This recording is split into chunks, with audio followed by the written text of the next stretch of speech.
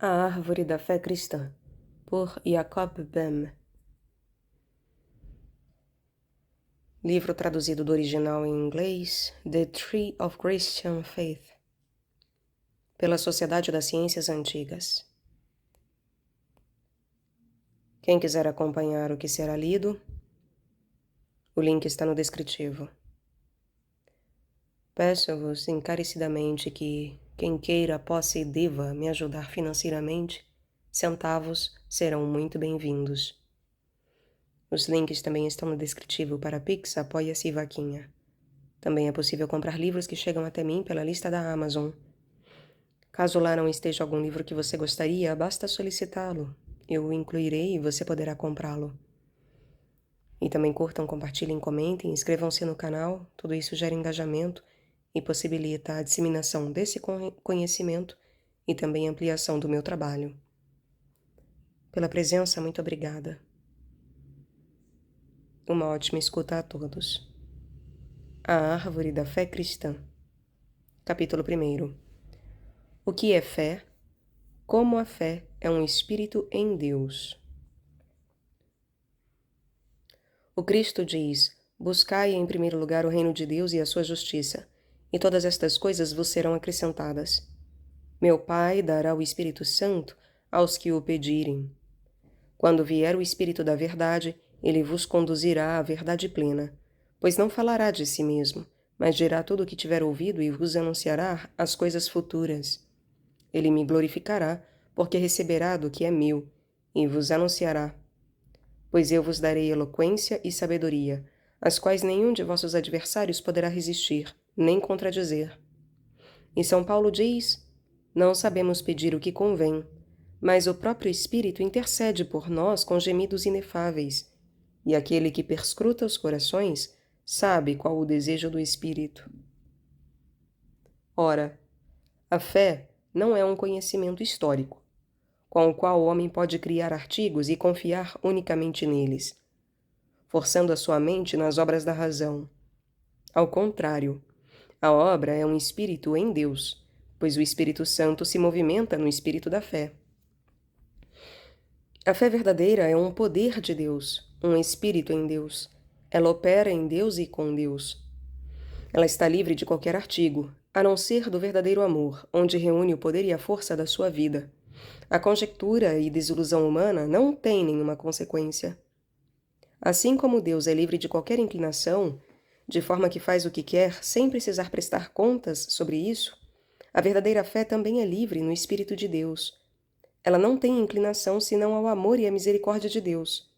A fé lança sua vontade na vontade de Deus, se afastando da razão sideral e elemental. A fé não se busca na razão carnal, mas no amor de Deus. E quando neste caminho ela se encontra em Deus e opera com Deus. Não age segundo a razão, seja ela qual for, mas age em Deus, seja qual for o Espírito de Deus. Isto porque a fé considera a vida terrestre como nada, a fim de que possa viver em Deus, e que o Espírito de Deus nela possa ser a vontade e a realização. A fé se rende à vontade de Deus e sucumbe na razão e na morte, mas ressurge com o Espírito de Deus, na vida de Deus. É como se fosse um nada, mas que em Deus é tudo. É um ornamento e uma coroa da divindade, uma maravilha na magia divina.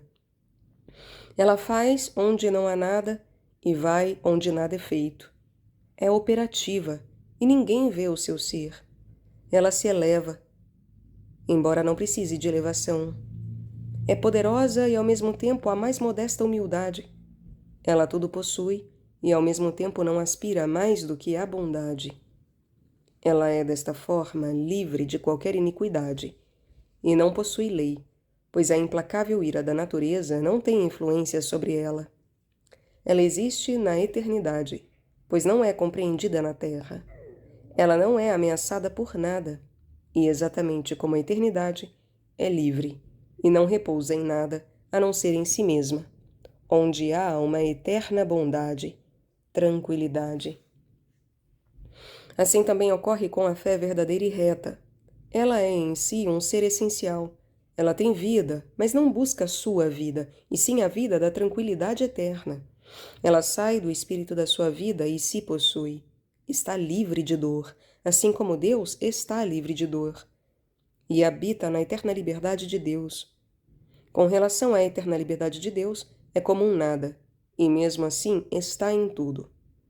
Tudo o que Deus e a eternidade são e são capazes de fazer, lhe serve em algum lugar. Ela não se deixa aprisionar por nada, embora seja uma amostra do habitar no grande poder de Deus. É um ser, e não é dominada por nenhum ser. É companheira e amiga da Virgem Divina, que é a sabedoria de Deus. Nela reside as grandes maravilhas de Deus. É livre de todas as coisas, assim como a luz é livre do fogo, ainda que gerada pelo fogo, contudo, o tormento do fogo não pode surpreendê-la ou alcançá-la. Tentamos mostrar que a fé é extraída do espírito da vida, de um fogo ardente e que brilha neste fogo. Ela enche o fogo de vida, e ainda assim nunca se mantém aprisionada. Mas se ela se encontra aprisionada é porque adentrou a razão, como quem se adentra a uma prisão. Não estando mais em Deus, em sua liberdade, está num tormento. Ela se atormenta, embora tenha condições de se libertar. Na razão, ela opera maravilhas no fogo da natureza, e na liberdade, ela opera as maravilhas de Deus no amor. Capítulo 2. Sobre a origem da fé e por que a fé e a dúvida habitam juntas. Observando então que a fé é um espírito com Deus, reflitamos sobre sua origem, pois não podemos dizer que seja um aspecto ou imagem da razão. Ao contrário, é a imagem de Deus, a semelhança de Deus, um aspecto eterno, ainda que possa ser destruída durante o tempo do corpo, ou ser transformada em fonte de angústia. Isto porque ela é, em sua própria natureza, em seu estado original, uma mera vontade. Esta vontade é uma semente. A semente necessita do espírito de fogo, ou de semear a alma na liberdade de Deus. Desta forma, cresce de semente a árvore, de onde a alma consome e satisfaz seu fogo-vida, a fim de que a alma se torne forte e transmita seu poder à raiz da árvore, fazendo com que cresça no Espírito de Deus, e até mesmo nas maravilhas da majestade de Deus, e floresça no paraíso de Deus. Ao descrever a fé, podemos ser considerados estúpidos e obscuros, pois a razão quer ver e tocar todas as coisas. Mesmo assim, iremos revelar claramente por que a fé e a dúvida são companheiras e estão como que conectadas por uma corrente, havendo um violento conflito no homem toda vez que ele visita este tabernáculo da vida terrestre, a menos que mergulhe tão profundamente em si mesmo, sendo capaz de introduzir o fogo da vida na liberdade de Deus. Assim, ele fica como que morto para a vida da razão.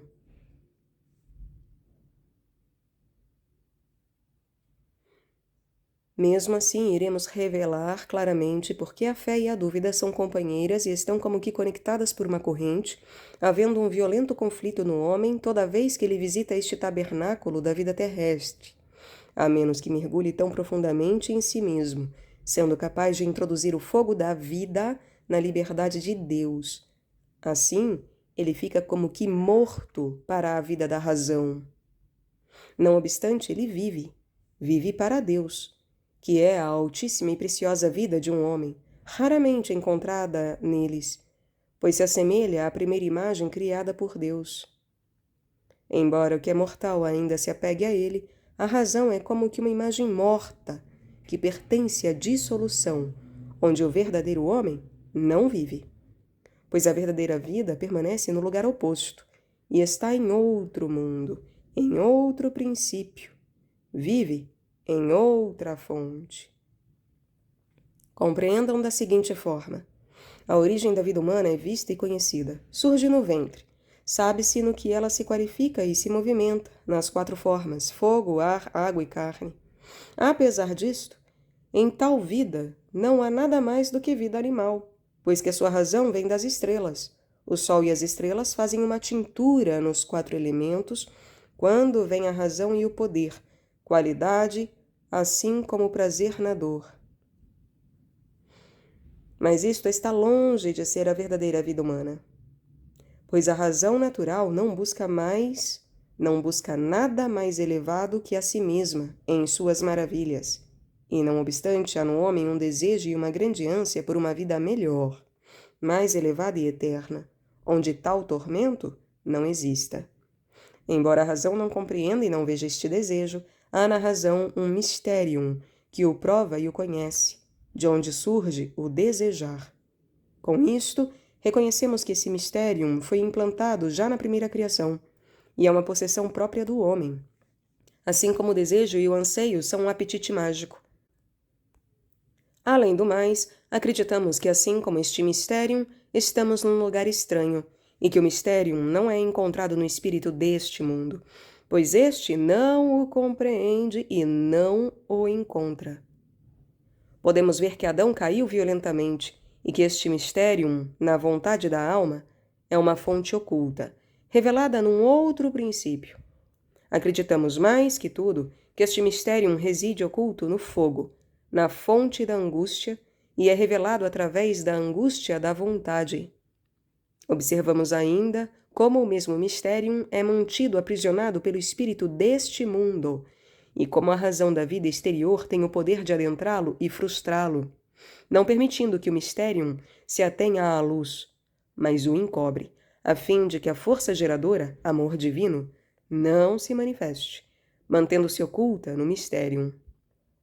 Quando o corpo se dissolve, a vontade não tem nenhum outro corpo que possa revelar o mysterium. Consequentemente, o espírito da alma, ou o fogo do espírito, o fogo-espírito, permanece nas trevas, e o mysterium é eternamente oculto na alma, como num outro princípio. Quando o corpo se dissolve, a vontade não tem nenhum outro corpo que possa revelar o mysterium. Consequentemente, o espírito da alma, ou o fogo-espírito, permanece nas trevas, e o mysterium é eternamente oculto na alma, como num outro princípio. Reconhecemos então o mysterium como o reino de Deus, que está oculto na alma e que proporciona a ela um desejo ardente, para que se imagine neste mysterium, onde é magicamente impregnada no mesmo mysterium. Daí surge na alma a vontade de sair do fogo-vida e penetrar o mysterium de Deus. Se a alma eleva espiritualmente a vontade e a lança no mysterium, a vontade passa a ser impregnada no mysterium, pois tem o desejo ardente e adquire o corpo e a essência do mysterium, ou seja, a essência de Deus, que é incompreensível para a natureza.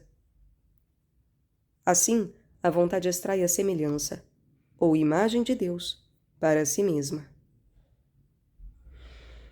Veja então que a vontade é adquirida do fogo da alma. Ela é de fato enraizada na alma, e não há separação entre vontade e alma. A vontade se torna assim um espírito em Deus, uma veste de alma, a fim de que a alma, na vontade, se oculte em Deus, ainda que habite no corpo. A alma é, na vontade ou na fé verdadeira e sincera, uma filha de Deus, e habita em outro mundo.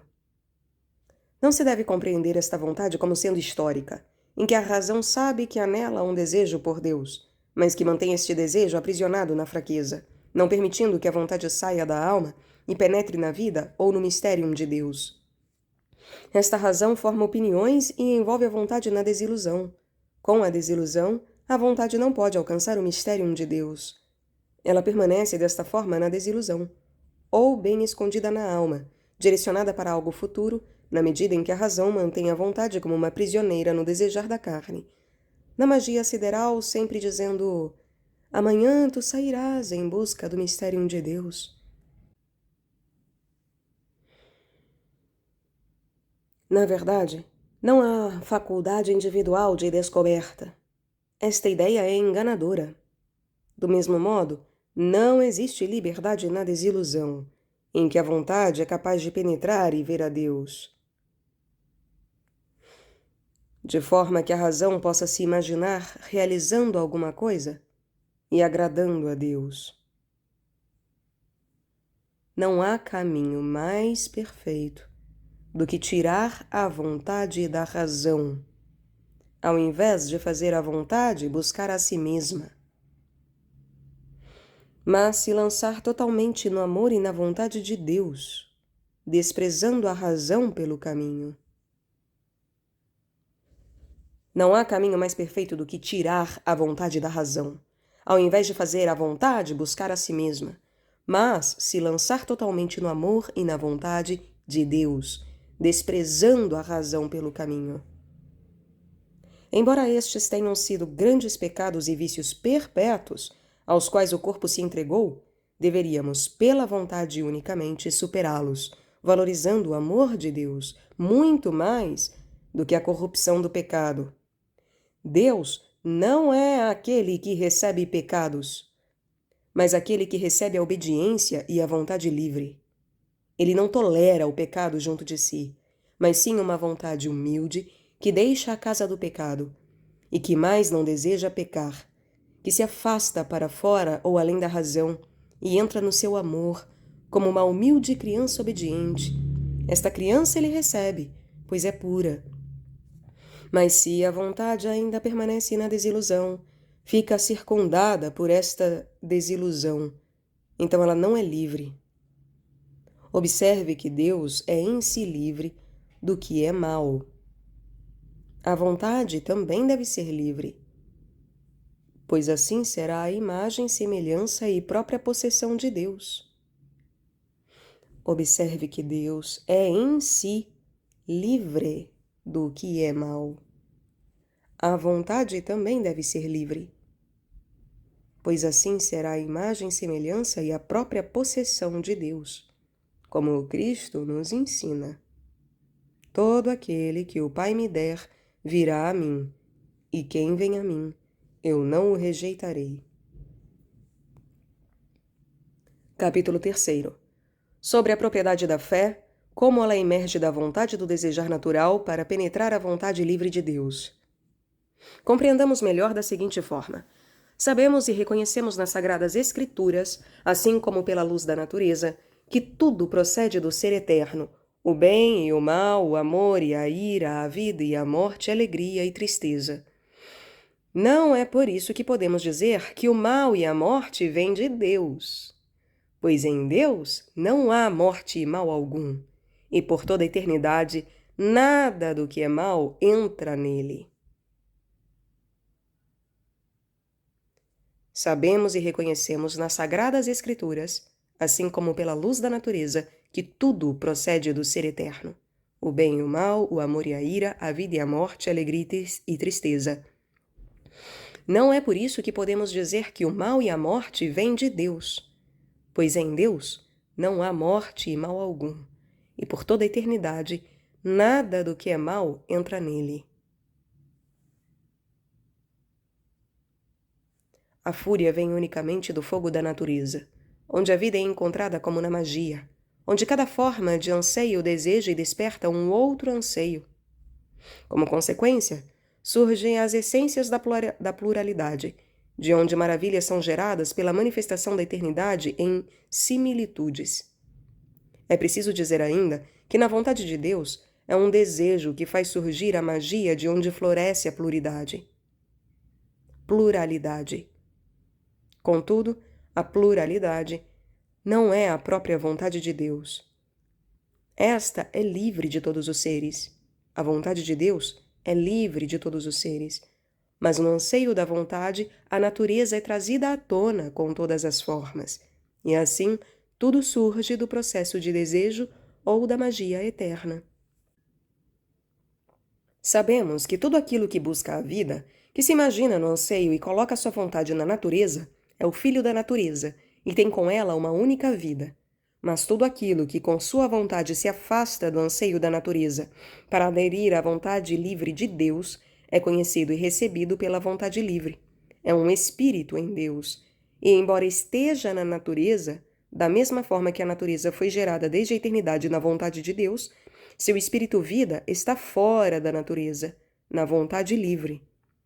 Por este intermédio, as maravilhas da natureza permanecem reveladas em Deus, ainda que não sejam o próprio Deus. Se o espírito da vontade da alma, a imagem, deixa a razão da natureza para adentrar a vontade livre de Deus, então o espírito da vontade é o Filho de Deus. A natureza espírito, uma maravilha de Deus, e a criatura se encontra introvertida em si mesma, como o próprio Deus. O espírito razão ou sideral busca em sua magia, em seu centro de razão, as maravilhas da eternidade. Com esse fim é que Deus criou a alma no corpo de outra natureza, embora a alma só seja apreendida na vida interior. O espírito da vontade busca a liberdade de Deus, onde é guiado no livre e divino mysterium pelo Espírito Santo, a fim de que a divindade seja revelada no espírito da vontade, e na razão espírito é revelada a magia da natureza com suas maravilhas. Vemos então que a alma é o centro onde o verdadeiro espírito da vontade, diferenciado da liberdade de Deus, passa a integrar esta liberdade divina, dentro do mysterium, possuindo também o espírito sideral através da conexão. E a alma domina este espírito. Não permitindo que opere nenhuma fraqueza, ela será capaz de conhecer as maravilhas siderais, que no espelho elemental foram feitas como substância, diante da majestade de Deus e na vontade livre de Deus, a fim de que as maravilhas aparecessem na liberdade da majestade divina como uma semelhança da vontade de Deus.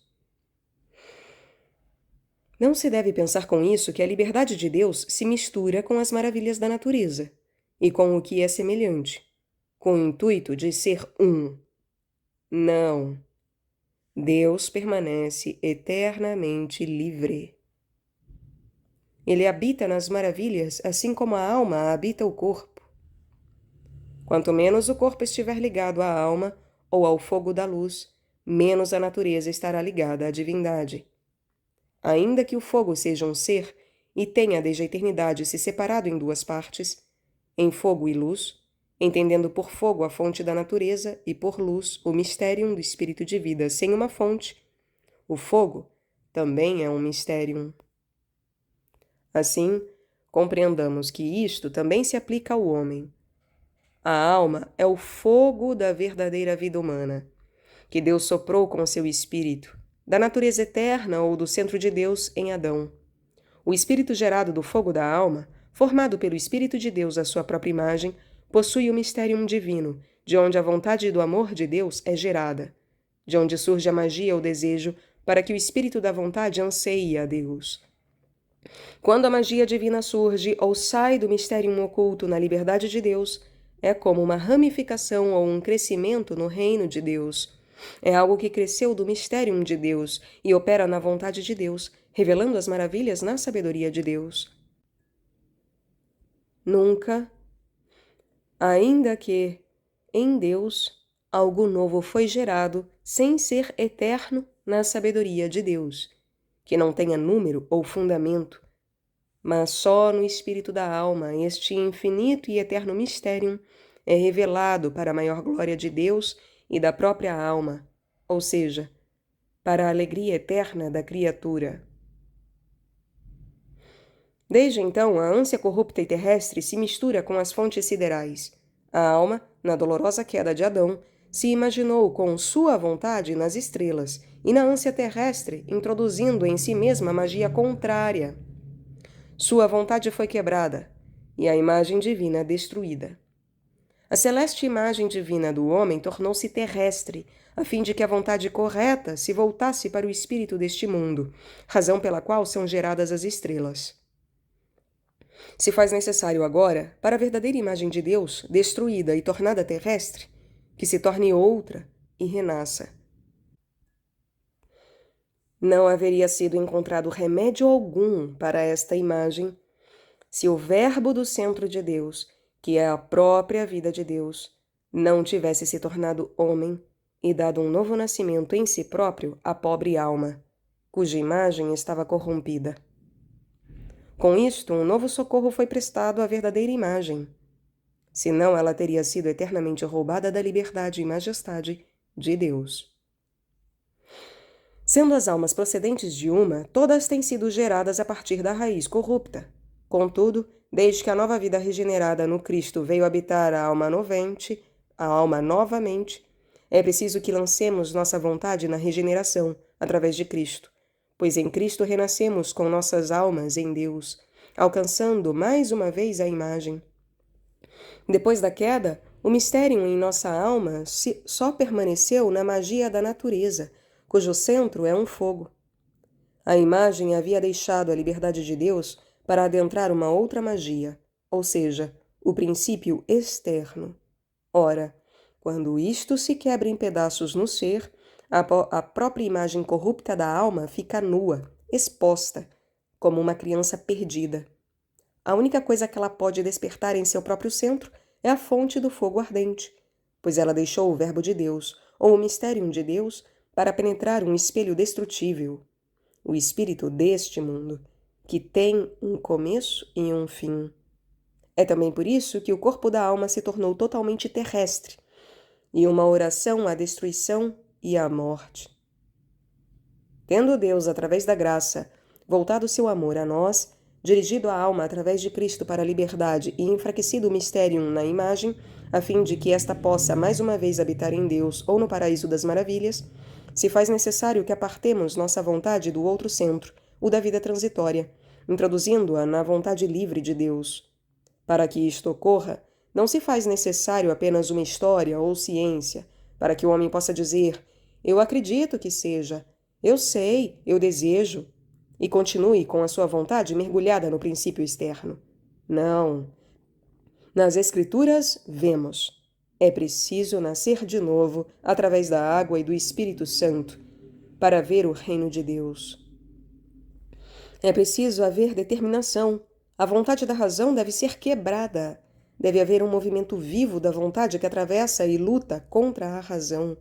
E embora isto seja muito difícil para a alma, já que é muito corrupta, não há outro ou melhor remédio para ela do que se fazer de morta com toda a sua razão em mente, se deixando envolver apenas pela misericórdia de Deus, a fim de que não haja mais espaço para a razão, para que Deus seja o mestre. Quando a vontade vence a razão, esta aparece como que morta, embora ainda viva. Ela se torna o servo da vontade reta, ainda que fora desta circunstância seria a mestre. A vontade de Deus deve ser o mestre da razão, se é que a razão pretende realizar algum bem que subsista diante de Deus, pois este bem é feito na vontade de Deus e é extraído daquilo que tem seu princípio no eterno. Ainda que não possamos afirmar que nossas obras ou conquistas durem para sempre, com certeza seu reflexo ou sua imagem resistirá, embora permaneça verdadeiramente no ser. No Mysterium, isto tem o nome de magia divina, diante da sabedoria de Deus, contra a qual só o princípio externo se quebra. Pois na imagem humana, nada mais é quebrado do que o domínio externo nos 4 elementos, agrupados mais uma vez em um. Também todas as cores e formas dos 4 elementos são reconhecidos com tudo o que são gerados. Portanto, um dia final de separação, foi apontado por Deus na natureza, quando tudo deve ser testado pelo fogo, seja gerado na vontade de Deus ou não, quando cada princípio irá colher suas maravilhas. Muitas obras do homem permanecerão no fogo, pois não foram geradas na vontade de Deus. Em Deus não entra nada impuro. Tudo o que é gerado da outra magia não é puro. Temos um exemplo disto na Terra, que é corrupta. Se perguntarmos por quê, a resposta é: embora o diabo tenha sido criado um anjo, com sua criação ele e sua legião passaram a ocupar o enxofre, ou o centro da natureza, de onde a terra foi mais tarde criada. Foi ele quem excitou a ira na natureza, a fim de que a terra tivesse uma ânsia impura e diabólica, ainda que esteja fechada na morte e reservada para a putrefação. Ela será então testada no fogo eterno, e voltará àquele estado anterior à criação, chamado na magia eterna de natureza eterna. Capítulo 4. O que é o trabalho da fé e como a vontade irá acompanhá-la e tornar-se sua guia. Desde então, tudo o que é gerado na natureza é compreendido na vontade de Deus. Compreendamos com isso que nada pode adentrar a vontade de Deus, a menos que seja gerado ou feito na vontade de Deus. Compreendamos claramente que precisamos nos entregar à vontade de Deus com toda a nossa razão em mente, trabalhar com nossas mãos no mundo, buscando o alimento da fome, mas não colocar aí toda a nossa vontade, nem mesmo desejar acumular bens terrestres. Pois onde estiverem a nossa vontade e o nosso coração, estará também o nosso tesouro. Se nossa vontade estiver na vontade de Deus, teremos o seu grande mistério, de onde este mundo foi gerado como semelhança. Assim possuímos ambos, o eterno e o perecível, e ainda mais. Trazemos as maravilhas de nossas obras para o mistério eterno, pois elas buscam a vontade espírito. Mas quando desviamos nossa vontade do eterno para o mistério terrestre e consideramos o dinheiro nosso tesouro, a beleza do corpo a nossa glória, a honra e o poder a nossa joia mais valiosa, então a nossa vontade fica prisioneira deste mistério terrestre e nos agarramos somente ao espelho. Não realizamos a liberdade de Deus. O espelho, que é o reino externo, será testado pelo fogo, e a ira será separada do puro, pois a ira será uma queimação eterna. O espelho, que é o reino externo, será testado pelo fogo, e a ira será separada do puro, pois a ira será uma queimação eterna. Quando a razão se insere na mente da alma e em sua vontade espírito, onde está a imagem de Deus e o verdadeiro homem, dentro do espelho exterior, ou desejo hipócrita, de fato a imagem e o verdadeiro homem são feitos prisioneiros da razão e infectados com a magia exterior, que é aquele mesmo desejo hipócrita. A imagem usa esta substancialidade exterior, não só como uma mera vestimenta. Trata-se de uma infecção e uma completa mistura, pois ainda que o fogo da alma não se misture com o reino externo, a vontade espírito da alma, que é a da magia, está misturada a ele, sendo a imagem de Deus destruída e transformada numa imagem terrestre, por onde o fogo-vida da alma permanece ardente, tendo uma imagem terrestre na vontade espírito. Quando o corpo se enfraquece e morre, a alma retém sua imagem, que é a vontade espírito. Ela está agora desligada da imagem corporal, pois na morte há separação. A imagem aparece então naquelas coisas que a vontade espírito carregava consigo aqui, aquilo que a corrompia, já que possuem a mesma fonte. Aquilo que amou aqui e que foi, portanto, seu tesouro, aquilo que a vontade espírito adentrou, a imagem da alma também será confeccionada de acordo com essa vontade. Se durante sua vida um homem usou seu coração e sua mente com orgulho, esta mesma fonte irá sempre romper na alma e na imagem, e esta estará longe do amor e da bondade, que é a liberdade de Deus, não podendo assegurar ou possuir liberdade. Ao contrário, ela experimentará um tormento muito angustiante, imensamente angustiante, na medida em que contínuas confecções se formaram, de acordo com as coisas terrestres que a vontade penetrou. Isto irá cintilar no fogo da alma e fazer com que nasça nela o desejo de passar pelo fogo, pela bondade de Deus, pois não pode criar outra vontade. Ela não pode penetrar a liberdade de Deus, o santo mistério onde poderá obter uma outra vontade. Então ela vive só em si mesma. Ela não tem nada, não pode almejar a nada, a não ser aquilo que tinha na vida interior e que permanece com ela. Isto também ocorre com o homem avarento, que tem em sua vontade e imagem a magia do desejo avarento. Ele sempre deseja ter muito para si e busca na vontade espírito aquilo a que se associou na vida do corpo. Mas esta última o desamparou e seu ser não é mais terrestre. Ele ainda carrega consigo a vontade e a pestilência terrestre, e isto o atormenta tremendamente. Mas ele não pode se apegar a mais nada. Coisa pior ainda ocorre com a falsidade, que o infeliz apregoou e com que amaldiçoou o falso homem pela sua opressão. Pois o que quer que tenha sido forjado na fraqueza foi causado por ele, segue a ele. pois foi forjado no mysterium da cólera. Portanto, a alma corrupta após a morte do corpo cai nesta cólera e deve banhar-se nestas mesmas abominações.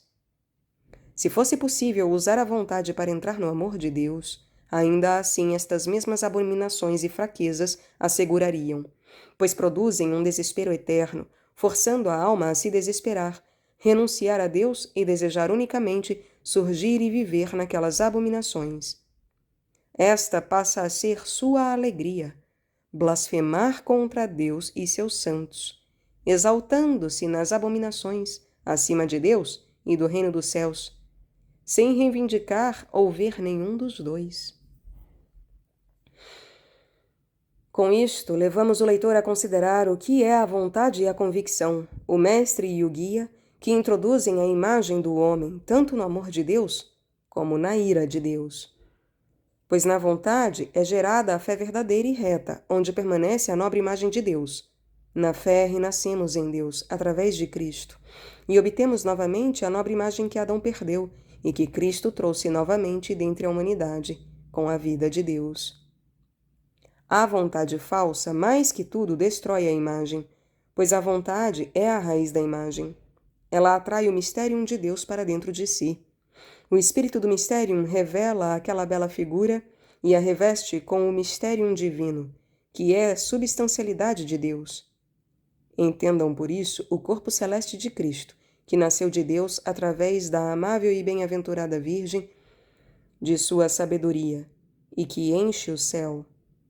Portanto, se nossa mente e vontade se concentrar nisto, e se nossa vontade realmente desejar, ela se torna mágica e adentra o mistério. Se a vontade tiver fome, poderá comer do pão de Deus. Assim o novo corpo cresce sobre ela. É a árvore abençoada da fé cristã, pois todo corpo preza a si mesmo. Quando a alma recebe o corpo de Deus, que é tão doce e justo, como poderia não amar aquilo que lhe é dado por seu próprio mérito, que é o lugar onde habita e vive e de onde extrai o poder para se alimentar e se fortalecer? Nenhum homem deve se enganar e permanecer fixo em sua falsidade e injustiça, sentindo-se confortável com uma fé histórica, pensando, com certeza Deus é bom, sem dúvida irá me perdoar. Vou acumular riqueza, desfrutá-la bem, deixar a meus filhos muita honra e prosperidade e mais tarde me arrepender. Tudo isto é decepção pura. O que mais se acumula é falsidade, e o que mais se atrai é a injustiça.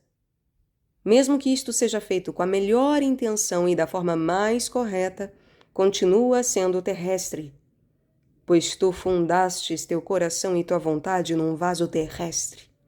Tu cobristes tua nobre imagem e infectastes a santidade que ela continha. Além do mais, tu deixastes como herança a teus filhos apenas o orgulho, a fim de que eles também coloquem sua vontade e espírito apenas nisto. Tu ainda pensas estar fazendo o bem a ti e a teus filhos, mas fazes a ti e a eles o pior. A vida exterior deve verdadeiramente ter sustentação, e não passa de um tolo aquele que dá os seus bens a perder. Mas muito mais tolo é aquele que se torna um homem fraco com os seus bens, colocando seu coração neles e levando muito mais em conta o prazer temporal, transitório, do que o bem eterno, que não tem fim. A vida externa deve verdadeiramente ter sustentação. O tolo é aquele que voluntariamente coloca seus bens a perder. Mas mais tolo ainda é aquele que se torna mau por causa de seus bens, colocando seu coração neles, levando mais em conta o prazer temporal e transitório do que o bem eterno e duradouro, que não tem fim. Aquele que socorre os pobres atrai sobre si muitas bênçãos, pois estes desejam-lhe tudo de bom e oram a Deus para que ele possa abençoá-lo em corpo e alma. Este desejo e bênção entram, com o doador, no mistério que o rodeia, e o segue como uma boa obra nascida em Deus. Este tesouro o homem leva consigo, o terrestre não. Pois quando o corpo morre, a imagem entra no mysterium, ou seja, ela é revelada no mysterium de Deus, já que durante o período da vida terrestre, o princípio externo foi o seu revestimento. Com a morte do corpo, este revestimento cai, e o mysterium divino aparece na imagem, e dentro dele, toda a boa ação e obras geradas pelo amor, na vontade de Deus. O desejo e a oração de todos os bons filhos de Deus permanecem no mysterium, e os unem à imagem, pois os filhos dos pobres a quem ajudaram em suas necessidades e atribulações enviaram sua vontade em suas orações ao mysterium de Deus, e ali se juntaram ao seu Consolador e Libertador, abrindo-lhe um caminho no mysterium divino. Assim, quando este benfeitor entra no mysterium e sua vida terrestre é eliminada, todas as coisas são reveladas, se juntando umas às outras e com a vontade que as direcionou. Tudo isto será reservado para o julgamento de Deus e Espírito Santo no mysterium, quando cada homem irá colher o que tiver plantado aqui neste campo. Tudo irá então florescer numa nova terra celeste, em que o homem irá cobrir sua imagem divina com o corpo do mysterium perfeito de Deus, e diante dele, diante de sua imagem corporal, verá sua retidão e compreenderá por que é tão justo. Ele conhecerá a sua causa, regozijar-se-á eternamente e modelará sua canção de louvor à honra e magnificência de Deus. Por outro lado, a multidão ímpia terá desprezo, inveja, orgulho, malícia. Amaldiçoará os pobres em seu mistério, se unindo na ira, e estes irão segui-la. Assim, sempre saberão a causa de seu tormento, e serão, portanto, eternos inimigos de Deus. Eternos inimigos de Deus e de seus filhos. Capítulo 5. Por que o descrente não é convertido? Qual é a parte mais dolorosa da conversão? Sobre os falsos pastores? Como devemos entrar no reino de Deus? Sobre a destruição do reino do demônio? Sobre as 3 formas? E o que herdamos de Adão em Cristo? A multidão descrente não pode agora apreender tudo isto, porque não há neles a vontade que deseja compreender. O ser terrestre os mantém atados, a fim de que não adquiram uma vontade no mysterium de Deus. Diante de Deus, eles são como os mortos. Não há sopro de vida divina neles. Nem eles tampouco o desejam, pois estão trancados no mysterium da ira de Deus, a fim de que não conheçam a si mesmos.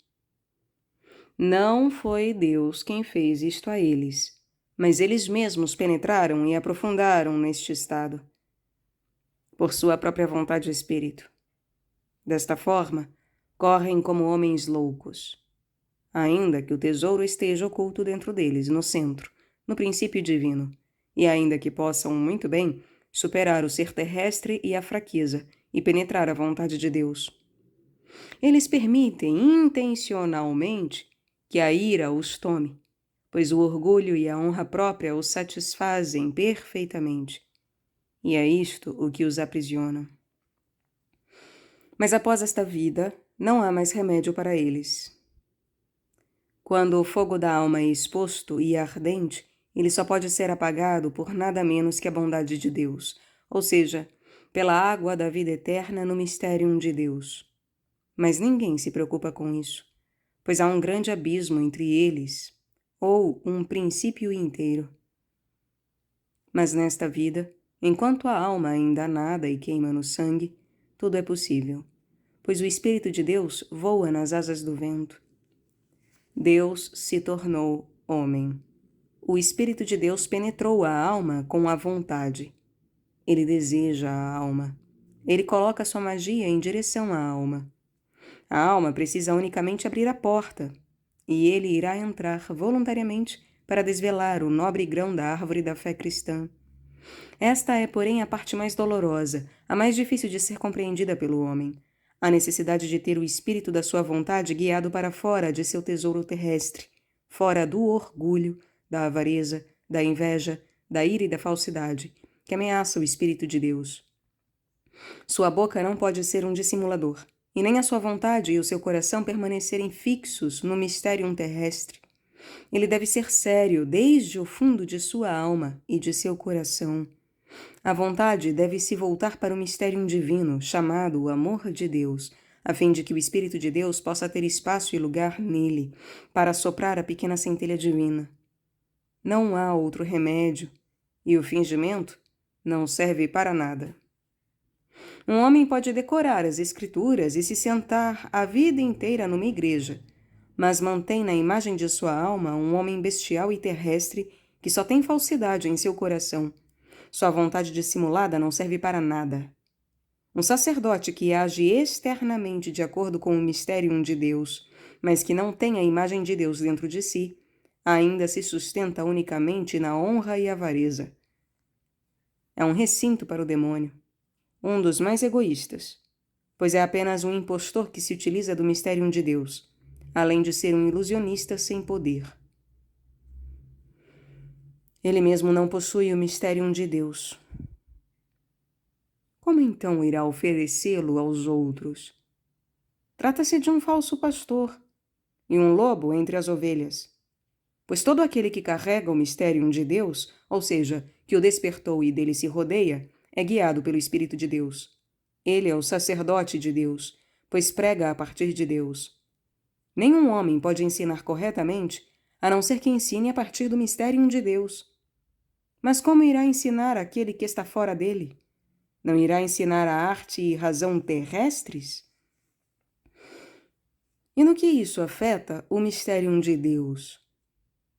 Ainda que a razão seja algo nobre, sem o Espírito de Deus, ela é cega. Pois o Cristo diz: sem mim não podes fazer nada. Aqueles a quem o Espírito de Deus guia são os filhos de Deus. Aquele que sobe ao aprisco por outro caminho, e não através do Espírito de Cristo, é um ladrão e um assassino, e veio apenas para roubar em benefício próprio. Ele não alimenta as ovelhas, mas as devora como um lobo. É desta forma que devemos compreender a árvore da fé cristã. Ela deve ser viva, e não como uma história ou ciência morta. O Verbo da vida deve dar à luz um homem na imagem, a fim de que a alma possa conter a imagem de Deus. Ao contrário, não será filho de Deus. Não há por que ser hipócrita ou renovar esperanças, pois enquanto o homem carregar unicamente a imagem terrestre em sua alma, ele estará fora do mistério de Deus.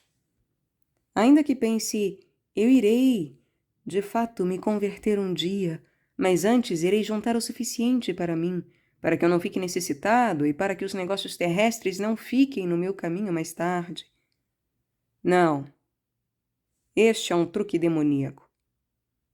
Mas é através da perseguição, da cruz, da tribulação, do desespero e do desdém que devemos entrar o reino de Deus, adentrar o reino de Deus. É através da perseguição, da cruz, da tribulação, do desespero e do desdém que devemos adentrar o reino de Deus. O demônio mantém seu controle na imagem terrestre e ridiculariza os filhos de Deus em seu trono de orgulho. Quando estes tensionam escapar de suas garras. Portanto, a multidão fraca serve o demônio e o ajuda a realizar a sua obra. O homem que deseja chegar a Deus não deve levar nada disso em conta. Deve considerar que está num país estranho, entre assassinos, e que é um peregrino a caminho de sua verdadeira terra natal. Ele cai em meio aos assassinos que o atormentam e o roubam. Mas se ele suporta o bastante para preservar sua nobre imagem, suas posses são suficientes. Como retorno, ele receberá o mistério celeste, onde tudo reside e do qual este mundo não passa de um espelho. Tolo é aquele que toma o reflexo de um espelho como o ser substancial, pois o espelho se quebra e seu amante fica privado da sua existência. É como alguém que constrói sua casa na areia, perto das águas, que aos poucos a levam embora. O mesmo acontece com a esperança terrestre. Ó filho do homem, nobre criatura, não ceda ao poder. Irá te custar o reino eterno. Busca a ti mesmo e te encontrarás, mas não no reino terrestre. O homem encontra realmente o reino de Deus quando penetra e se encerra no divino e celeste mysterium. Toda a pompa deste mundo é nada se comparado com a beleza celeste. Não vale a pena que um homem fixe seu amor nela, mesmo quando se chega à conclusão de que Deus também a tenha criado. Compreendam-me. O homem exterior manifesta as maravilhas da natureza exterior, ou seja, no mistério exterior, tanto fora da Terra como acima da Terra. Tudo o que as estrelas possam fazer e que a Terra contém em si, tudo isto o homem tem que expressar em maravilhas, formas e seres, de acordo com o modelo eterno, como é visto na sabedoria de Deus antes dos tempos do mundo. Mas a sua vontade não deve ser colocada aí, e nem considerar tudo isto o seu tesouro. Deve apenas usar estas maravilhas para seu ornamento e deleite. Com seu homem interno, deve trabalhar no mistério de Deus. Então, o Espírito de Deus também irá auxiliá-lo na busca e no encontro daquilo que lhe é destituído. Desde a dolorosa queda, temos sido tão corruptos que a nossa mente voltou-se do mistério celeste para o mistério terrestre, ou espelho. Desta forma, metade de nós está morta. É fundamental, portanto, que tiremos nossa mente e vontade do brilho terrestre e busquemos, em primeiro lugar, a nós mesmos antes do adorno terrestre e que aprendamos primeiro a reconhecer onde está a nossa casa e não tornar nossa mente terrestre. Pois o homem, embora esteja na imagem de Deus, ainda possui uma vida ternária. Mas quando perde a imagem de Deus, fica apenas com uma vida binária, sendo a primeira aquela da alma que surge no fogo da natureza eterna. Ela permanece liderando em 7 formas, todas de acordo com o espírito da natureza. A segunda vida permanece na imagem que procede da fonte da natureza eterna, chamada o fogo da alma, cuja imagem permanece na luz, numa outra fonte, e tem seu espírito vivo, assim como o fogo e a luz. Pois a fonte da luz não é a mesma fonte do fogo, ainda que a luz proceda do fogo. E por fonte da luz, compreendemos o espírito suave, puro e agradável, e por fonte do fogo, a sua causa. Vemos que do fogo surge o ar, que é o espírito, e sabemos que o ar está nas 4 formas. Um seco, de acordo com a ferocidade do fogo, e um úmido, como a água da atração adstringente.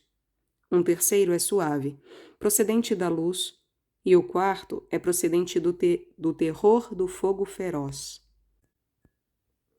Em segundo lugar, compreendemos a outra água no terror brando, na qual a fonte afunda através da mortificação, e na morte se torna como se não fosse nada, pois no nada a liberdade eterna, que é o abismo eterno da eternidade, é alcançado. Quando a luz impalpável está afundando e olha para a eternidade, afundando cada vez mais, o poder da luz desabrocha na luz, e isto é vida vindo da morte enterrada. Pois a ira do fogo permanece na fonte feroz, da água feroz, e não adentra a morte. Isto não pode ocorrer porque, pois, a ferocidade é a vida almejante mais forte que não pode morrer, e não pode atingir a liberdade eterna, pois é chamada e permanece sendo a vida da natureza, para sempre. Ainda que também se possa encontrar uma natureza na vida da luz, ela não é dolorosa ou hostil como na origem da natureza, com relação à nomenclatura que Deus dá a si mesmo. A Deus irado e ciumento. Pois na fonte da luz, a água que através da morte afundou na liberdade, se torna uma fonte e água de eterna vida de júbilo. Pois na fonte da luz, a água que através da morte afundou na liberdade, se torna uma fonte e água de eterna vida de júbilo. onde o amor e a bondade fluem eternamente para cima, não afundando mais, mas desabrochando e sendo um paraíso. O movimento gerado na fonte da água é conhecido como elemento. Este é o elemento puro no mundo angélico. A causa do fogo na luz é o eterno firmamento, onde o eterno conhecimento de Deus é manifestado em sabedoria, do qual podemos reconhecer uma similitude no firmamento exterior e nas estrelas. Compreendemos que a luz, em todas as formas, é mestre, pois ela possui bondade, e é uma vida gerada através da morte amarga, ou da fonte de angústia na queda. O poder da luz desabrocha na luz, e isto significa a vida surgindo da morte putrefata, pois a ira do fogo permanece na fonte ígnea da água, que não penetra a morte. Isto não seria possível, pois é a vida forte que não pode morrer e não pode alcançar a liberdade eterna, já que é chamada de vida natureza, permanecendo assim para que sempre se encontre natureza na vida-luz. Não se trata de nada hostil ou doloroso, como na origem da natureza, com referência ao que Deus chama a si mesmo de Deus irado e ciumento. É que na fonte da luz, a água que através da morte encontra a liberdade, torna-se uma água-fonte de vida e alegria, onde o amor e a bondade fluem eternamente para cima. Não se trata mais de afundar, mas de um desabrochar chamado paraíso. Este mover-se para fora da fonte da água é conhecido como elemento, um elemento puro no mundo angélico. O fogo na luz é o eterno firmamento em que o conhecimento eterno de Deus é manifestado na sabedoria, da qual vemos uma semelhança no firmamento externo e nas estrelas. Percebemos assim dois mundos, um dentro do outro, sendo que um não compreende o outro. Um na ira da natureza feroz, na água da venenosa e angustiante fonte, onde habitam os demônios. Outro na luz, onde a água da luz se afundou e ressurgiu da angústia, rumo à liberdade eterna. Isto, a água venenosa não pode conseguir ou se apoderar. A única coisa que separa esses dois mundos é a morte, dividindo-os em dois princípios, em duas vidas, a vida da ira e a vida do amor, onde a vida é conhecida como a verdadeira vida em Deus. É por esta razão que Deus se tornou homem, pois com Adão saímos desta luz-vida e penetramos na vida-mundo exterior. Ele teve que, através da sua morte, nos trazer de volta da fonte feroz, fora da vida de angústia, e voraz, passando pela morte, rumo à vida de luz e de amor. Embora o portão da morte estivesse de fato fechado, na ira da alma humana, já que a alma estava na fonte da angústia na natureza interna, no fogo do veneno, que é a água da angústia, o Senhor Cristo quebrou o lacre da morte e, com sua alma humana, desabrochou da morte. Na luz de Deus e de sua vida-luz, mantém a morte capturada. Isto tornou o demônio um escárnio, pois com este lacre, Lúcifer pensou ser mestre e príncipe todo-poderoso da ira. Mas quando o lacre foi quebrado, o poder da divindade na luz destruiu o seu reino. Lá se manteve um servo capturado, pois a luz de Deus e a água da bondade são a morte para ele, pois através destes dois elementos, a ira é eliminada. Desta forma, a luz e o amor penetraram a ira com o elemento paradisíaco e a água da vida eterna. A ira de Deus foi extinta. Por esta razão, Lúcifer permanece consigo mesmo, como uma fonte de fogo angustiante e repleta de ira, em que seu corpo é um veneno e uma fonte de água venenosa. Ele perdeu a confiança do fogo de Deus, caindo na matriz da natureza eterna, a áspera adstringência que gera as trevas eternas. Ali ele leva adiante o governo externo no mercúrio angustiante. Não passa de um desgraçado ou banido, aquele que em sua origem foi um príncipe. Falamos não mais do que um vilão, executor e infame, que na ira de Deus tem que ser como um carrasco que pune o mal quando é ordenado pelo seu senhor. Ele não tem o poder para mais nada além disso. Embora ainda seja um enganador que gostaria de pôr as mãos em muitas coisas para que seu reino se tornasse grande. Ele quer ter muito para não ser um escárnio. Da mesma forma que pensa uma prostituta: se houver muitas prostitutas, pelo menos eu não serei a única, mas como tantas outras. Assim também ele deseja uma grande tribo, para que assim possa zombar de Deus. O demônio sempre culpa a Deus por sua queda, dizendo que a ira de Deus o sugou e o confiou a tal vontade de orgulho, incapaz de resistir.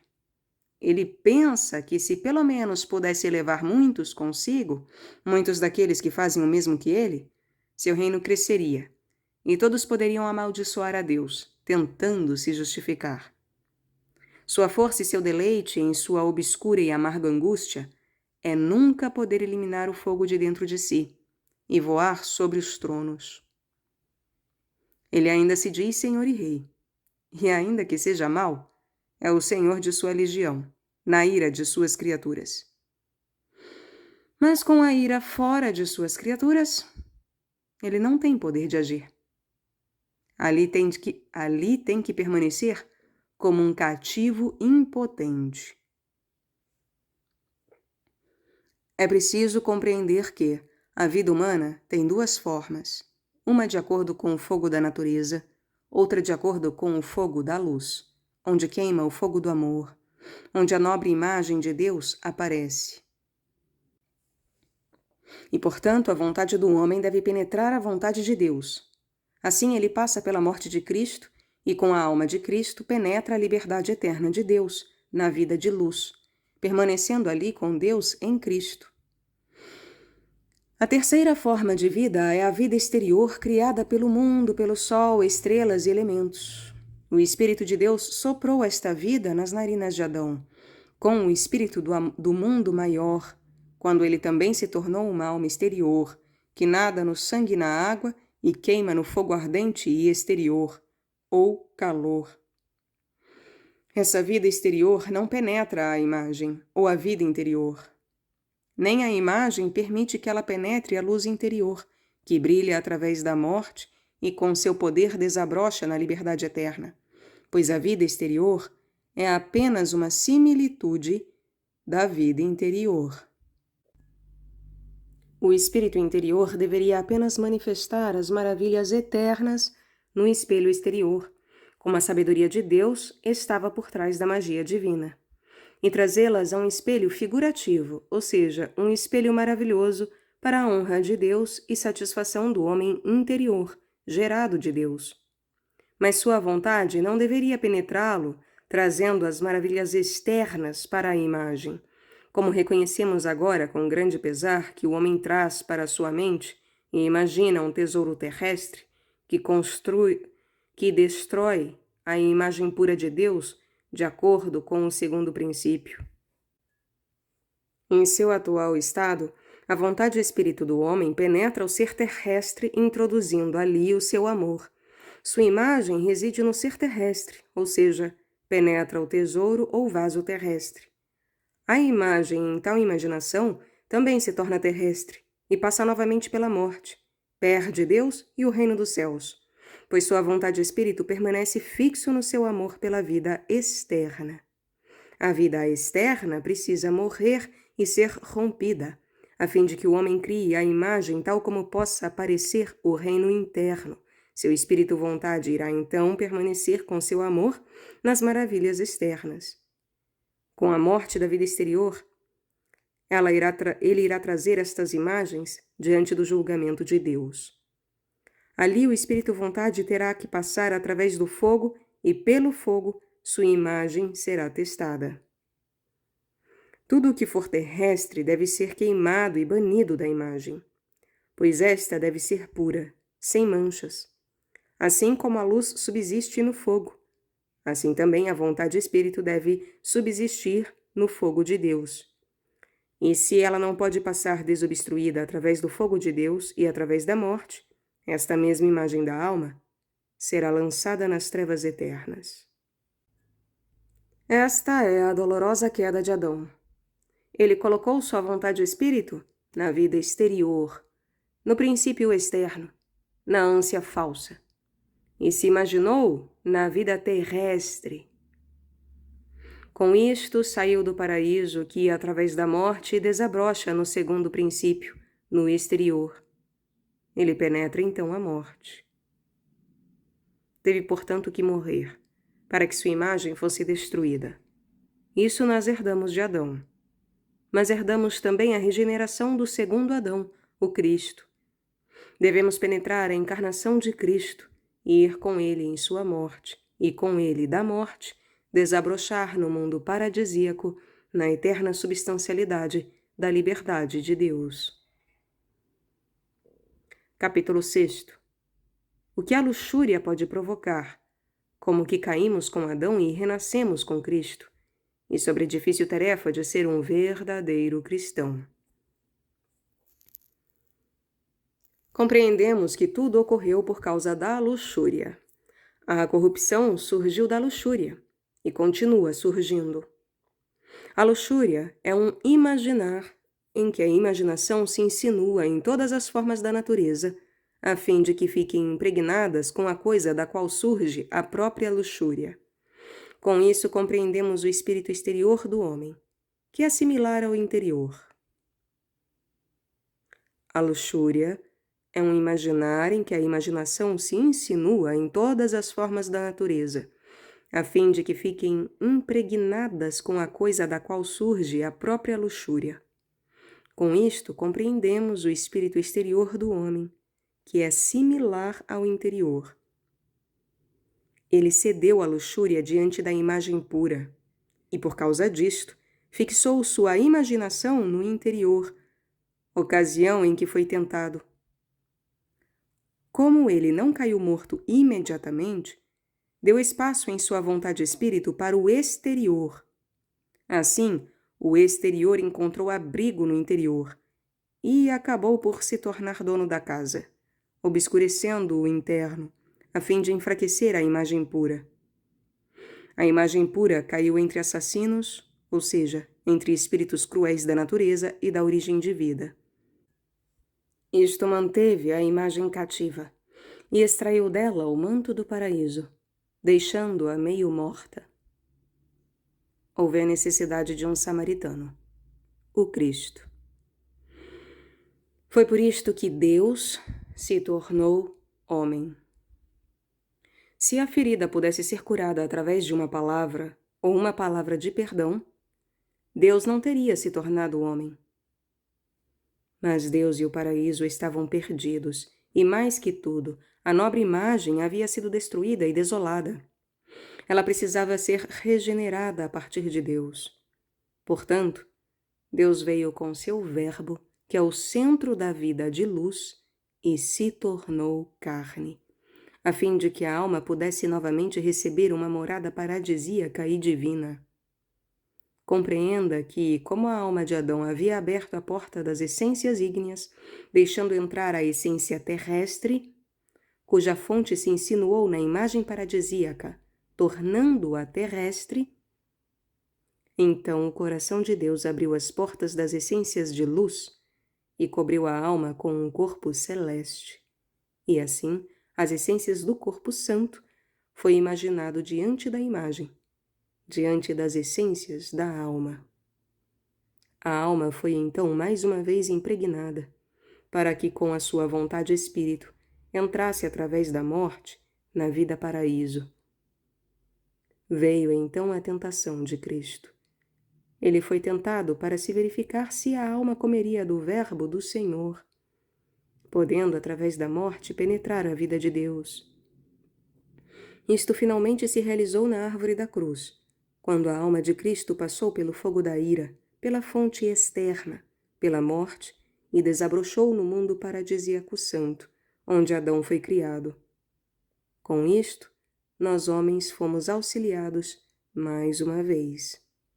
Portanto, se faz necessário tirarmos nossa vontade, mente e coração de todas as coisas terrestres e colocá-los no sofrimento. no processo de morte, na morte e ressurreição de Cristo. Crucificar continuamente o velho Adão com a morte de Cristo e morrer continuamente com o pecado na morte de Cristo. Com ele ressurgir sempre da angústia da morte num novo homem, desabrochando na vida de Deus. Não há outro remédio senão este. É preciso morrer para o mundo terrestre em nossa vontade e renascer continuamente na fé para o novo mundo na carne e sangue de Cristo. Devemos nascer da carne de Cristo, se é que pretendemos ver o reino de Deus. Não é fácil, nada fácil, ser um verdadeiro cristão. Ser um verdadeiro cristão é uma das coisas mais difíceis. A vontade deve se tornar campeã, lutando contra a vontade corrupta. A vontade deve sair da razão terrestre e mergulhar na morte de Cristo, na ira de Deus, e como uma valiosa campeã, interromper o poder da vontade terrestre. Para tanto, é preciso ousar de tal forma que a vontade interrompa a vida terrestre no homem. Que ele não desista até que tenha interrompido sua vontade terrestre. Esta é de fato uma guerra onde dois princípios lutam para obter domínio. Não há dúvida. Tem que haver determinação na luta pela coroa cavalheiresca, e nenhum homem a conquista se não for vitorioso. Ele tem que interromper o poder da vontade terrestre, apesar de ser incapaz de fazê-lo com sua própria força. Mas, se ele se retirar da razão terrestre com sua vontade interna, ele irá mergulhar através da morte de Cristo, através da ira de Deus, no mundo paradisíaco, na vida de Cristo, apesar de toda oposição do espírito das trevas. É preciso tornar sua vontade como que morta. Assim irá viver para Deus e mergulhar no amor de Deus, embora ainda viva no reino exterior. Mas eu falo da coroa cavalheiresca que o homem irá receber no Éden, assim que nele penetrar. Lá a nobre semente está plantada e o homem recebe o seu precioso bem do Espírito Santo, que passará a guiá-lo e orientá-lo. Mesmo que neste mundo ele tenha que caminhar num vale de trevas, onde o mal e a fraqueza do mundo sempre o ataquem e frequentemente lançam o homem exterior em abominações, encobrindo assim o nobre grão da semente de mostarda, ainda assim, o Espírito Santo não permitirá que ele seja recapturado, mas que desabroche e que cresça dali em árvore no reino de Deus. Que cresça dali uma árvore no reino de Deus. Não importa todo o barulho e armadilhas do demônio e de seus seguidores. Quanto mais nobre a árvore de pérolas for podada, mais vigorosa e potente ela crescerá. Ela não se deixará ser suprimida, mesmo que isto custe a vida exterior. Portanto, minha cara alma,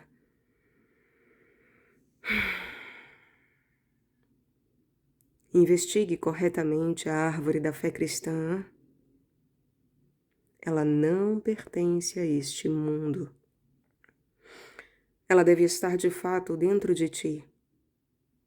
Mas tu e a árvore devem estar com Cristo, em Deus, de forma que este mundo apenas paire sobre ti, assim como pairou sobre o Cristo.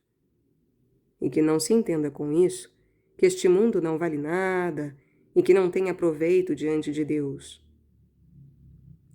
É o grande mistério. E o homem foi criado neste mundo como um sábio administrador, para que pudesse desvendar todas as suas maravilhas, que se encontram eternamente no enxofre, de onde foi criado este mundo, suas estrelas e elementos, e dar a elas formas, corpos e imagens, de acordo com sua vontade, para sua satisfação e glória. O homem foi criado inteiramente livre, sem lei alguma. Ele não tinha outra lei, senão a lei natureza, pela qual não podia misturar um elemento com outro. O homem interior não deveria permitir que nada terrestre penetrasse seu interior, mas deveria governar poderosamente o princípio externo. O homem interior não deveria permitir que nada terrestre penetrasse seu interior, mas deveria governar poderosamente o princípio externo. Nunca a morte e sua agonia deveriam ter penetrado o homem, nem os 4 elementos externos deveriam tê-lo tocado, pois a nobre imagem que deve subsistir no fogo é a mesma que deve governar todo o homem, através dos 3 princípios, e governar tudo, e tudo preencher com a fonte do paraíso. Mas como isto não pôde ser, e a carne se tornou terrestre, devemos agora ser gerados na fé, já que a vida terrestre, de fato, encobre a verdadeira vida. Devemos, portanto, vestir o correto traje da esperança, colocar nossa vontade na esperança e sempre trabalhar na árvore da fé, para que ela dê seus frutos, o abençoado amor para com Deus e nossos semelhantes. Um homem deve ser bom, não só por sua causa, mas também para que, com seu exemplo e vida, possa reparar seu semelhante. É preciso considerar que ele é uma árvore no reino de Deus, podendo carregar o fruto de Deus, crescer no campo de Deus, para que seu fruto seja colocado na mesa de Deus, e para que ele possa revestir suas obras e maravilhas com o verdadeiro amor, caminhando no amor que pode trazê-lo para o reino de Deus. Pois Deus é um Espírito, e a fé também é um Espírito em Deus, e Deus se tornou homem em Cristo. O Espírito de fé também se fez homem em Cristo. A vontade Espírito vive em Deus, pois é um só Espírito com Deus, e com Deus opera obras divinas. E ainda que a vida terrestre encubra o homem, a fim de que ele não conheça as obras que gerou com a fé, com a destruição da vida terrestre, elas se manifestarão, pois a esperança é seu santuário, e um mistério no qual as obras de fé são conhecidas e preservadas. Capítulo 7. Com que finalidade este mundo e todos os seres foram criados, com relação a 2 mistérios eternos? Sobre o tremendo conflito criado no homem pela imagem, e sobre onde está a árvore da fé cristã, como cresce e dá seus frutos. Como o homem possui uma vida ternária, cada vida é um mistério para a outra. Cada uma deseja a outra. É com este fim que o mundo e todos os seus seres foram criados, pois a essencialidade divina deseja o espelho e a similitude. Como o homem possui uma vida ternária, cada vida é um mistério para a outra. Cada uma deseja a outra. É com este fim que o mundo e todos os seus seres foram criados, pois a essencialidade divina deseja o espelho, ou a similitude. Este mundo é a similitude, de acordo com o ser de Deus, e Deus é revelado numa semelhança terrestre. Pois as maravilhas do segredo oculto podem não ser reveladas no mundo angélico, na origem amor. Mas neste mundo, onde o amor e a ira estão misturados, onde há uma genetrix binária, sim, pois todas as coisas se originam da raiz ígnea, mas são rodeadas pela água da doçura, a fim de se tornar um ser de amor. Mas, já que no mundo angélico o fogo não é conhecido, uma vez que o centro da genetrix permanece na luz, e é a palavra de Deus, as maravilhas da natureza não podem se manifestar, a não ser por uma magia espiritual, ou seja, precisam ser vistas na sabedoria de Deus. Mas como isto é quase impossível para os anjos e para as almas dos homens assegurar, e como Deus quer ser conhecido dos anjos e dos homens, o mundo angélico anseia que as grandes maravilhas os conheçam, pois desde a eternidade estão na sabedoria de Deus. Na similitude terrestre, isto ocorre em substância, formas e imagens. todas de acordo com as essências eternas do centro da natureza, a fim de que assim as maravilhas possam resistir para sempre. Não essencialmente, mas em figuras, imagens, similitudes e formas. A magia, de acordo com a vontade geradora, está no centro das maravilhas, pois foi certa vez despertada do fogo, mas ela será engolida novamente no Mysterium e permanecerá como uma vida oculta. Portanto, todos os seres devem se manifestar como uma imagem no mundo angélico, mas somente aqueles que na vontade de Deus foram inseridos no Mysterium, pois há 2 mistérios eternos, um no amor, outro na ira. Onde quer que a vontade espírito se insira com suas maravilhas, lá estará também todas as suas obras e maravilhas. Da mesma forma, portanto, precisamos saber que o externo deseja veementemente o interno, pois tudo se volta para o centro ou origem, aspirando à liberdade. Pois no fogo da natureza há angústia e tormento. Ora, a formação ou imagem da bondade na fonte do amor deseja ser livre, e ainda não pode ser livre na fonte das essências ígneas, até chegar o tempo em que as fontes se dividirão na ruptura. Então cada uma passará para o seu mistério. Da mesma forma, o fogo quer ficar livre da água, pois a água é também a morte do fogo, e também um mistério para ele. Vemos aqui como a água mantém o fogo cativo, ainda que não haja mortificação no fogo, mas somente um mistério, como pode ser visto quando ele rompe na água e se manifesta, quando se revela do centro de sua geração. Isto pode ser observado na iluminação, e também reconhecido numa pedra, que é a água. Vemos, contudo, como que todas as formas da natureza desejam a luz, pois neste desejo é gerado o óleo em que a luz se torna conhecida. Ela, que tem origem na bondade. Nossa vida deve ser assim, conhecida de nós, ou seja, que em nós o centro do fogo permaneça aberto, pois a vida queima no fogo. Consideremos, então, o desejo pelo amor que tem origem na palavra da vida, no mundo angélico, onde o coração de Deus, com seus desejos, permanece voltado para nós com sua concepção, que também nos atrai para o mistério divino. E é preciso ainda considerar o reino mágico deste mundo, que também queima em nós e nos atrai veementemente para suas maravilhas, pois deseja se manifestar. O homem foi criado para este fim, revelar o mistério e trazer as maravilhas à luz e à forma, de acordo com a sabedoria eterna. Sabendo que este é o seu papel e que assim queima num fogo ternário, o verdadeiro espírito, onde a imagem angélica habita, possui uma grande inquietação e corre grande perigo, pois caminha numa via bastante estreita e possui 2 inimigos que lhe atraem continuamente. Cada um deles deseja estar na imagem e introduzir ali a sua fonte. Trata-se do fogo interno e do fogo externo. O reino interno da ira e o reino terrestre externo do espelho. Assim, a verdadeira imagem permanece no meio, comprida. Pois o reino interno deseja manifestar as maravilhas através do reino externo, mas, por ser bastante astuto o reino externo, esquiva-se do reino interno, se contendo no meio ou na imagem, que permanece na liberdade de Deus, deixando-se rodear pela imagem. A imagem tudo alcança fora do coração de Deus, assim como o centro do reino do contentamento.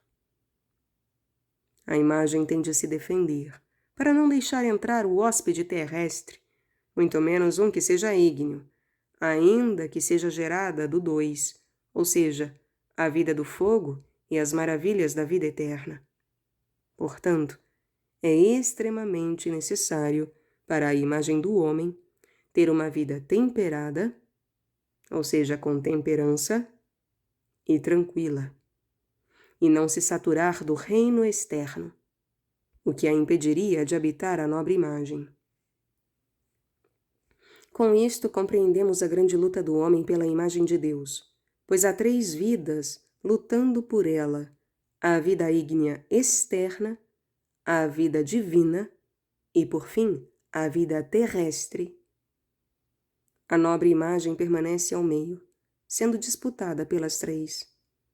É preciso, então, se ocultar na fé, no mistério da esperança, e permanecer firme neste mistério, visto que o diabo, na vida ígnea interior, se escapa continuamente para a vida terrestre exterior, na forma de orgulho, falsidade e avareza, encobrindo a nobre imagem, podendo trazê-la para uma vida de fogo e angústia, o que seria a sua interrupção. Ele sempre pensa que o espaço deste mundo é o seu reino, que ali ele não sofrerá outra imagem. Ora, a nobre imagem cai em sofrimento, tribulações, angústias e aflições. E neste ponto, um grande conflito ocorre, pela luta de conquistar a coroa cavalheiresca da imagem de Deus. Assim surge a oração, para que a imagem possa sempre sair com ela do ser terrestre, e também fora do orgulho, das abominações infernais, que penetram continuamente a vida de Deus e seu amor. Desta forma, a verdadeira imagem mata continuamente o Adão terrestre, assim como o abominável mal do orgulho. Ela deve permanecer sempre como uma campeã. A coisa mais necessária para a imagem é se envolver de paciência, se atirar à cruz e sempre brotar do amor, que é a sua espada, com a qual mata o mal e se retira da natureza terrestre. Não há outra espada com que se defender, senão a doce água da vida eterna. Esta, o orgulhoso e terrível espírito ígneo abomina, pois é como veneno que o coloca em fuga. Se desejamos justamente fazer com que a árvore da fé cristã seja conhecida, devemos dizer: sua raiz se encontra no mistério da esperança. Ela cresce no amor e seu corpo na manutenção da fé, que é quando a imagem, com o seu mais puro desejo, penetra no amor de Deus e alcança a substancialidade de Deus, ou seja, o corpo de Cristo. Este é o corpus onde a árvore se sustenta, cresce, floresce e frutifica na paciência. Todos estes frutos pertencem ao mundo angélico. Eles são o alimento da alma. É deles que a alma se alimenta e refresca sua vida ígnea, a fim de que se transmute para a luz de bondade. Assim cresce a árvore no paraíso de Deus, uma árvore que o homem exterior não conhece e que razão alguma alcança, mas muito bem conhecida da nobre imagem. Quando a vida externa é interrompida, a árvore se manifesta, e todas as suas obras a seguem no mistério da esperança onde foi semeada. Portanto, aqueles que pretendem seguir o caminho dos peregrinos de Deus, não busquem ter neste mundo dias bons e prazerosos, repletos de honras terrestres, mas sim tribulação, escárnio e perseguições, porque tribulação, escárnio e perseguições o esperam a cada minuto.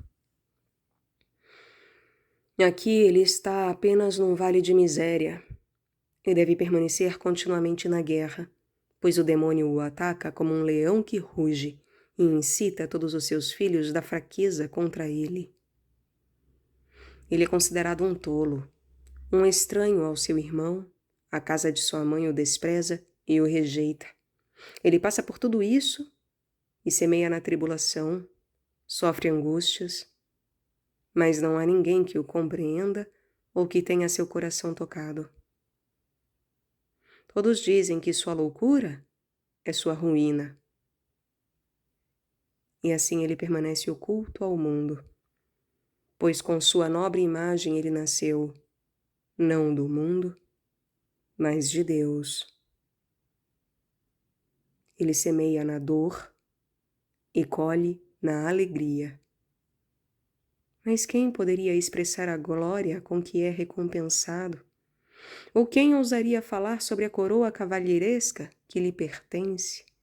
Quem poderia expressar a coroa virginal que a Virgem da Sabedoria de Deus coloca sobre ele? Onde estará tal beleza que vai além do céu? Ó nobre imagem, tu és de fato a imagem da Santa Trindade, onde o próprio Deus habita. Deus coloca sobre ti suas joias mais preciosas, para que tu te regozije eternamente nele. Qual é, então, a natureza deste mundo, visto que se interrompe e leva o homem unicamente à dor, à angústia e miséria, e o que é pior, a ira de Deus, destrói sua imagem pura e o cobre com uma monstruosa casca? Que vergonha imensa o homem terá por causa disso, quando no dia do julgamento de Deus aparecerá assim, com uma imagem bestial, sem falar do que aconteceu depois, que o fará permanecer ali para sempre. Agora uma repetição terá início. Choro e lamentações pelas garantias perdidas, que não podem ser recuperadas em toda a eternidade, pois a imagem tem de estar eternamente diante do terrível demônio e realizar o que Lúcifer, o príncipe das abominações, deseja. Capítulo 8º, último capítulo. De que maneira Deus perdoa o pecado e como se tornar um filho de Deus. Meu caro buscador, mente ansiosa, faminto e sedento pelo reino de Deus, preste muita atenção ao solo que lhe é mostrado. Não é nada fácil se tornar um filho de Deus, como Babel nos ensina. Ali, consciências são levadas por histórias, são encantadas pelo sofrimento e morte de Cristo. Ali o perdão dos pecados é ensinado historicamente como num tribunal mundano. Lá, a culpa é perdoada em troca de favores, embora o homem permaneça um hipócrita em seu coração. Aqui, tudo é totalmente diferente. Deus não terá nenhum hipócrita. Ele não tira os nossos pecados enquanto nos apegamos unicamente à ciência e nos confortamos com os sofrimentos de Cristo, sendo que nossa consciência permanece nas abominações. As Escrituras dizem: é preciso nascer de novo, ou não verás o reino de Deus. Um homem que se encanta com os sofrimentos e morte de Cristo, atribuindo isto a si mesmo, mas que com sua vontade não se regenera no homem adâmico, é como aquele que acredita que seu patrão irá lhe conceder alguma terra, embora não seja seu filho, mesmo que o patrão tenha prometido entregar a terra somente a seu filho. Aqui é a mesma coisa. Para receberes a terra de teu mestre e tê-las como tua, deves te tornar seu verdadeiro filho, pois o filho da serva não herdará o mesmo que o filho da mulher livre. O filho da história é um estranho. Tu deves nascer de Deus em Cristo, para que possas te tornar um verdadeiro filho. Assim serás filho de Deus e um herdeiro do sofrimento e morte de Cristo. A morte de Cristo é a tua morte. A sua ressurreição do túmulo é a tua ressurreição. E seu reino eterno, o teu reino. Com isto, tu nascerás como verdadeiro filho de sua carne e sangue, e herdarás teus bens. Não há outra forma de se tornar o filho e o herdeiro de Cristo. Enquanto o reino terrestre permanecer na tua imagem, tu és o filho terrestre do corrupto Adão. Não há como disfarçar. Podes dizer belas palavras diante de Deus, à vontade.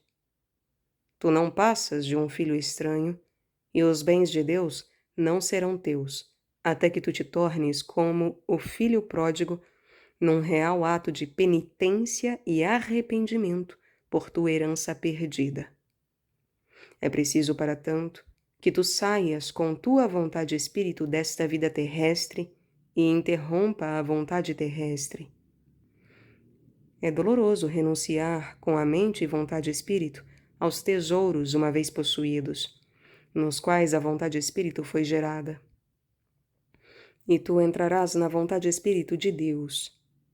Ali tu irás semear a tua semente no reino de Deus e renascerá em Deus como um fruto que cresce nos campos do Senhor, pois receberás o poder de Deus, o corpo de Cristo, e o novo corpo em Deus irá crescer em ti. Serás tu o Filho de Deus, e os bens de Cristo pertencerão a ti. Seu mérito será teu mérito, seu sofrimento, morte e ressurreição, todos teus. Tu és um membro de seu corpo. Seu espírito é teu espírito. Ele irá te guiar no caminho correto, e tudo o que fizer, farás a Deus. Tu semeias neste mundo e colherás no céu de Deus. Tu és a obra maravilhosa de Deus, e tu revelas suas maravilhas na vida terrestre e as atraem com tua vontade espírito para o santo mistério. Lembre-se disso, hein? A avareza, o orgulho, a inveja, o falso julgamento, os homens fracos que colocam sua vontade e desejos nos bens terrestres, dinheiro e possessões, nas doçuras desta vida e consideram dinheiro e posses como seu tesouro, depositando aí os seus desejos, embora desejem ser filhos de Deus, estes que se posicionam diante de Deus e fingem, a fim de que Ele perdoe seus pecados, mas que com sua imagem permanecem na pele de Adão, na carne de Adão, e que se consolam com os sofrimentos de Cristo, não estão mais que fingindo. Não estão mais que fingindo. Eles não são filhos de Deus. Para serem filhos de Deus, é preciso nascer em Deus. De outra forma, estarão apenas se enganando, juntamente com os hipócritas que produzem aspectos ilusórios diante de ti. Eles ensinam, mas não são conhecidos de Deus, e não são enviados para ensinar. Ensinam para sobreviverem e para receberem honras mundanas. São os grandes prostitutos de Babel, que fingem diante de Deus com seus lábios, mas que com seu coração e sua vontade espírito servem ao dragão de Babel. Cara alma, se queres te tornar filha de Deus, prepara-te para a tentação e tribulação. Não é fácil e nem prazeroso entrar na vida de filho, principalmente quando a razão se encontra aprisionada no reino terrestre. A razão deve ser quebrada, e a vontade deve abandoná-la, semeando a si mesma no reino de Deus, numa humilde obediência, como um grão é semeado no campo. A vontade tem que se tornar como que morta na razão e se doar a Deus. Assim o novo fruto cresce no reino de Deus. O homem, portanto, permanece numa vida ternária e tudo pertence a Deus. As essências ígneas interiores do primeiro princípio são incorporadas ao novo corpo em Cristo, para que possam fluir da vontade de Deus para a carne e sangue de Cristo. Seu fogo é o fogo de Deus, de onde queima o amor, a bondade, a ternura, a brandura, de onde emana o Espírito Santo e os auxiliam a manter a batalha contra a razão terrestre e também contra a carne corrupta e a vontade do demônio. O jugo do homem pela vontade terrestre se torna mais fácil para ele, mas é preciso se manter na guerra enquanto estiver neste mundo, pois o sustento pertence à vida terrestre. Este homem deve buscar o seu sustento, sem, contudo, colocar aí o seu coração e a sua vontade. Deve separar as coisas. Ele deve confiar em Deus. Sua razão terrestre cai continuamente na dúvida de que ele pode sofrer perdas. e ele deseja continuamente ver a Deus, mas não consegue, pois Deus não habita no reino terrestre, mas em si mesmo.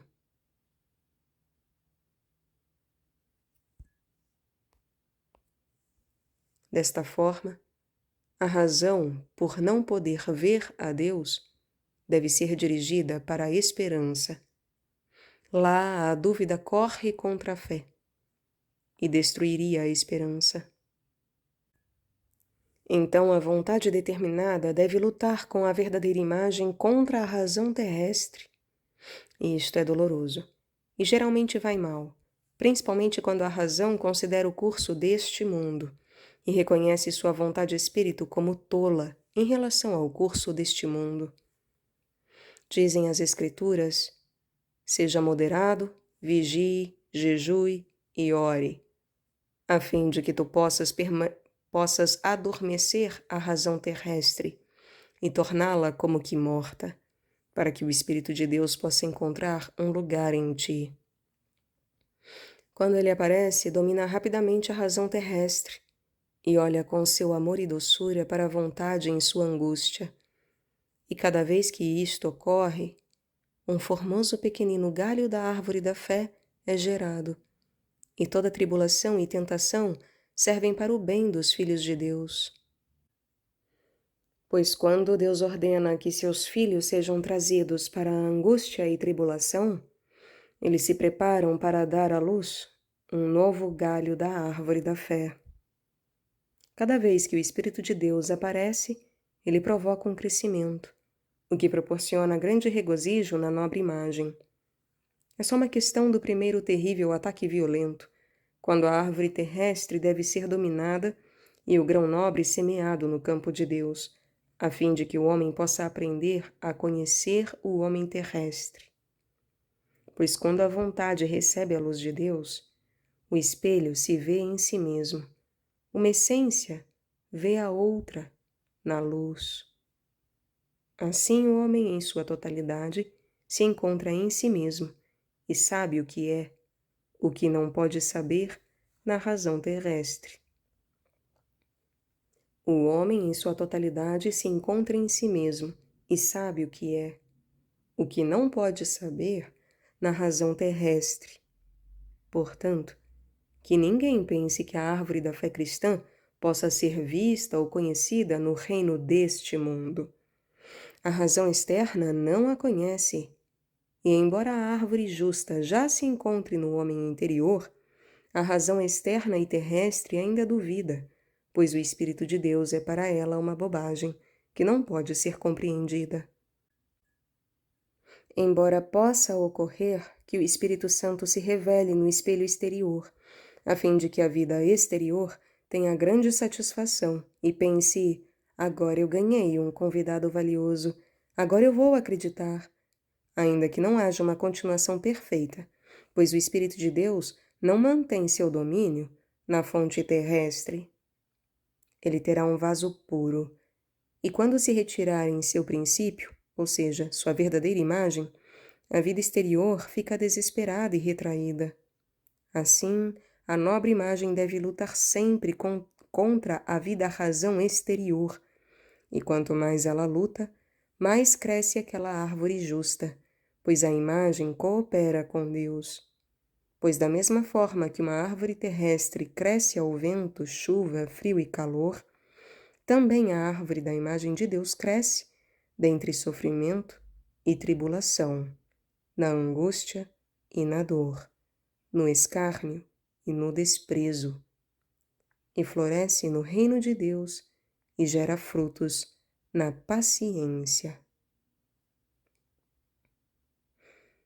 Observe que sabemos que devemos aplicar tudo isto a nós mesmos antes de nos deixarmos levar por qualquer medo ou terror, pois iremos de fato aproveitar e colher por toda a eternidade aquilo que plantamos aqui, em meio à angústia e miséria, a fim de que tenhamos o conforto eternamente. Amém. Aleluia.